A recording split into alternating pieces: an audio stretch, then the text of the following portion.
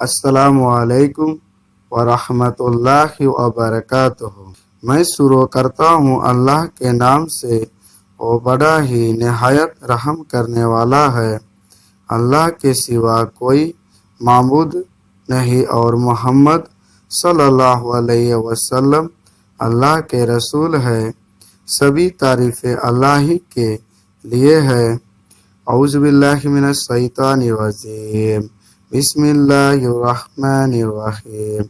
حضرت ابن مسعود رضی اللہ عنہ سے روایت ہے کہ نبی کریم صلی اللہ علیہ وسلم نے فرمایا، جب کوئی اپنے گھر والوں پر ثواب کی نیت سے اللہ تعالیٰ کا حکم سمجھ کر خرچ کرے تو اس کے صدقے کا اجر ملے گا۔